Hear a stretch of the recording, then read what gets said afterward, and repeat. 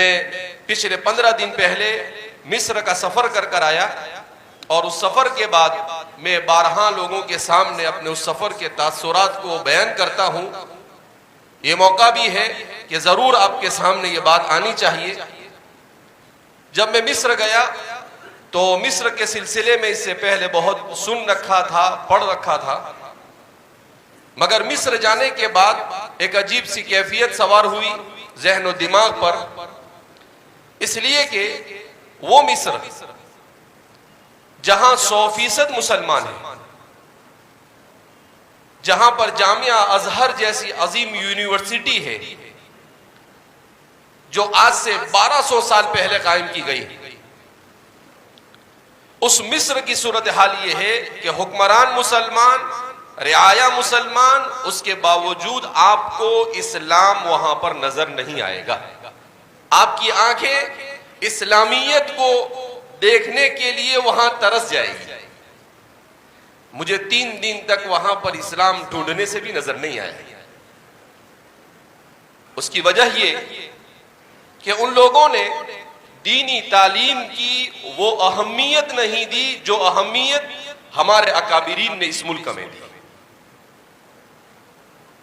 انہوں نے جیسے دنیا کی تعلیم کا نظام ہوتا ہے اپنے نظام کو اس طرح تو کر دیا، مگر اس طرح کے نظام سے ایسے علماء وجود میں نہیں آ سکے جو علماء مکمل طور پر اسلامی تہذیب و تمدن کے محافظ ہو، جس کے صورتحال یہ کہ جمعہ کے دن جب ہم مسجد میں پہنچے تو قاری صاحب قرات کر رہے تھے، اور قاری صاحب کے چہرے پر نہ داڑھی تھی نہ مچھ، مکمل طور پر ایسا لگتا تھا کہ حضرت ابھی کلین شیو کر تازہ تازہ ہے۔ اس کے بعد خطیب صاحب خطبے کے لیے کھڑے ہوئے، بڑی عمر کے تھے، ان کے چہرے پر بھی بہت مشکل سے خشخشی داڑھی، بلکہ خوشی داڑھی تھی، اور جب امام صاحب آگے بڑھے ان کے چہرے پر بھی نہ داڑھی نہ مچھ، کچھ بھی نہیں، ان کا لباس بھی اسلامی نہیں۔ عورتوں میں بھی بہت برا حال، رات میں اگر آپ نکل جائے، ہم رات میں کسی کام سے نکلے تو نماز کے بعد فوراً مسجد بند ہو جاتی ہے، مسجد میں آپ بیٹھ بھی نہیں سکتے، پڑھ بھی نہیں سکتے، کچھ نہیں کر سکتے،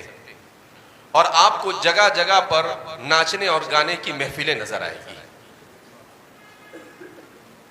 قرآن کریم کے پروگرام میں شریک ہوا تھا، مگر وہ پروگرام آپ کو ایسا محسوس ہوتا، وہاں عورتیں اور مرد مکس بیٹھے ہوئے تھے، مخلوط بیٹھے ہوئے تھے،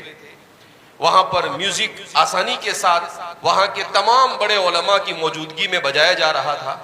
عورتیں فل میک اپ میں قرآن کی اس مجلس کے اندر میں آ کر پرفارمنس کر رہی تھی، وہاں پر آ کر مظاہرہ کر رہی تھی،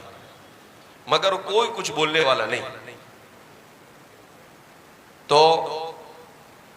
مجھے یاد آیا کہ اللہ رب العزت جزا خیر عطا فرمائے ہمارے علماء کو